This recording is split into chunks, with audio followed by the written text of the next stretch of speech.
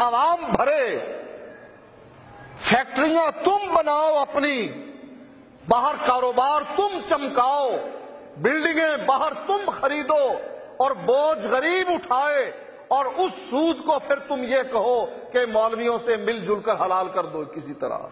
تم یہ تو کہہ سکتے ہو کہ ہم سور کھا رہے ہیں مجبوری میں، ہمیں ڈنڈا دیا گیا ہے، 2 سود لینے کیوں گئے تھے؟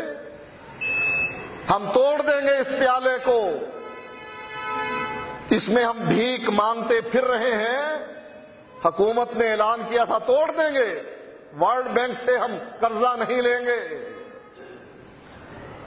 جتنا زرداری لیا تھا 5 سالوں میں، انہوں نے 1 سال میں لے دکھایا کہ لو ٹوٹ گیا، وہ بھیک مانگنے والا پیالہ ٹوٹ گیا۔ اب اس پر جو سود آ رہا ہے، جو عوام نے برداشت کرنا ہے، اس کو کسی طرح کوشش کر کے کہتے ہیں حلال کر دو۔ تم نے پہلے کون سی حلال چیزیں کھا رکھی؟ وہ ایک دوست تھا، باہر جا رہا تھا، اگلی سیٹ پر ایک آدمی شراب کے جام پر جام الٹ رہا تھا، پانی کی جگہ شراب پیے جا رہا تھا۔ وہ ایئر ہوسٹس آئی اور آ کر کہنے لگی کھانا کون سا کھائیں گے؟ کہا حلال۔ وہ پیچھے سے بولا اب تک تو نے حلال کی سوچی نہیں، یہ جو پی رہا تھا یہ حلال تھا؟ کہا خبردار، اپنی حدود میں رہیے بس۔ تم جو سود کو کہتے ہو کہ یہ حلال کر دو، اب تک تم نے کون سا حلال کھایا؟ تمہارے منہ کو تو خون لگا ہوا ہے، غریب کا خون لگا ہوا ہے، وہ پی رہے ہو، شرابیں پی رہے ہو، بدکاری کے اڈے تم نے کھول رکھے ہیں، اور تم یہ سمجھتے ہو کہ یہ ایک سود رہ گیا تھا، اس کو بھی ہم کسی طریقے سے حلال کر لیں۔ اسی لیے مفتیوں کی ضرورت پڑتی ہے۔ تمہیں اسی لیے اصلی دین پسند نہیں، اصلی دین میں تو گنجائش نہیں کسی قسم کی بھی۔ اللہ کے نبی نے فرمایا اگر میری بیٹی فاطمہ بھی چوری کرتی لقطعت یدہا، میں محمد اس کا بھی ہاتھ کاٹ دیتا۔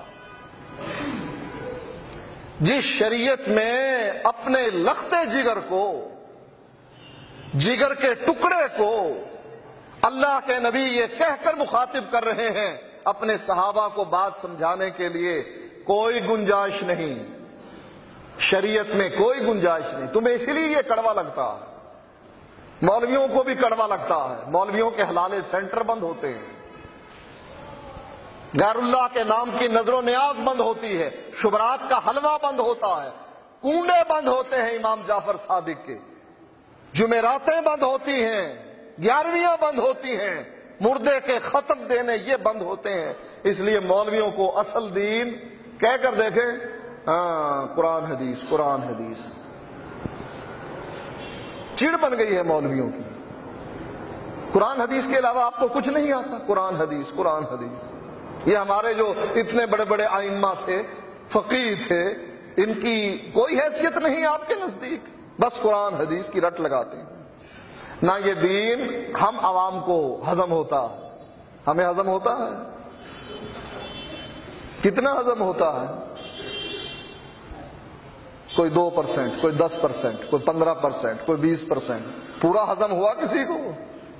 نہ ہمیں ہضم، نہ ہمارے مولویوں کو ہضم، نہ ہمارے مفتیوں کو ہضم، نہ ہماری حکومت کو ہضم۔ اصل دین، اور یاد رکھو نجات اصل دین پر ہے، چاہے جو مرضی کہتے پھرو، نجات صرف اور صرف اصل دین پر ہے۔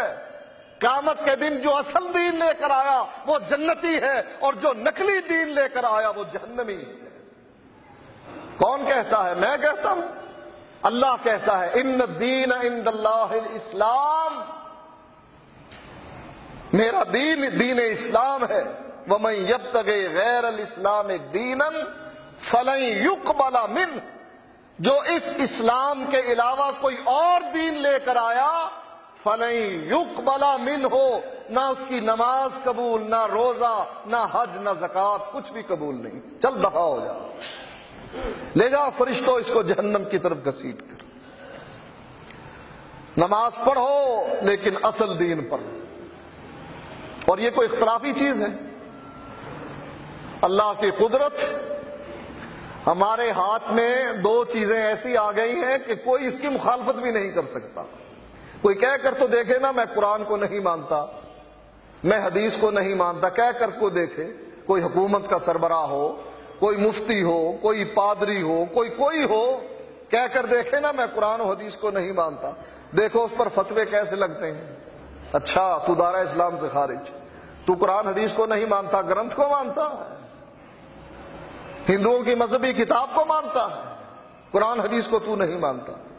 اللہ نے ہمیں دو چیزیں دی ایسی ہیں جو اتنی بھاری ہیں لوگوں پر، اس کا انکار ممکن نہیں، کوئی کر کے دیکھے۔ آپ سن رہے ہیں نا، کوئی کہے اٹھ کر عمل کرے، کوئی نہ کرے، نماز اس کے مطابق پڑھے یا نہ پڑھے، کوئی کہہ کر دیکھے میں نہیں مانتا، دیکھو اس کا حشر کیا ہوتا۔ ہمیں اللہ نے دین ہی ایسا بھاری دیا ہے، اتنا بھاری ہے کہ اس کو کوئی اٹھا نہیں سکتا۔ اس کو اٹھاؤ، اس سے چمٹ جاؤ، اس پر عمل کرو۔ اللہ اپنے نبی کو کہہ رہا ہے اس جو میں نے نازل کیا ہے۔ جب نبی اس وحی کا پابند ہیں، ہم اور آپ کیا ہیں؟ اللہ توفیق عطا فرمائے۔